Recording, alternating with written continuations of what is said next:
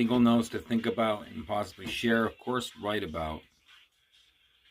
But the systematic dysfunction and the methodology behind it of medical fraud to the courts, and then people who have an impairment, their medical information can be used to get Health and Human Services funding delegated for that medical condition.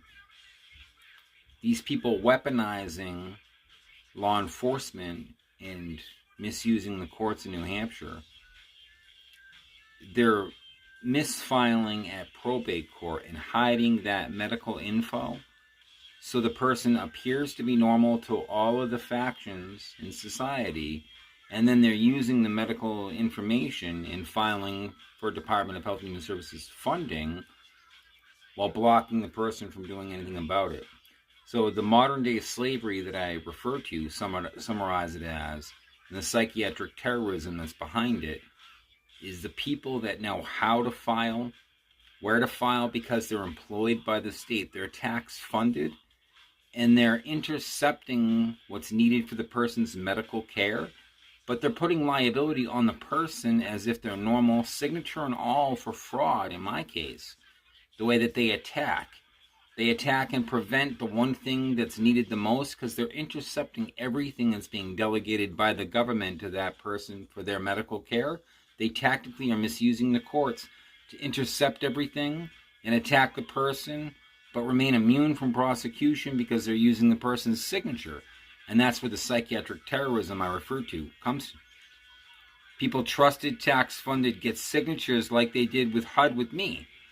Me agreeing that I was not disabled and voluntarily retired, and that's why I was there. And they used that to attack with Manchester Court 2 years later after helping MDS protect the bank accounts that were stealing all my income and the unlawful rulings blocking me from it. That's why the frustration, it gets so overwhelming, and I got to take the notes daily, that the systematic dysfunction isn't something that's just a random cute word toss, of a salad. This is the human services platform for New Hampshire that people that are disabled require. So the state gets tons of federal funding for the people that have disabilities. That's why there's acts of Congress. The network through Department of Health and Human Services and these agencies know how to take over a person's life, take over their medical identity, lie to the courts, steal everything from them, prevent recovery, and have law enforcement protecting them in the process. That's what I've experienced, so I don't know how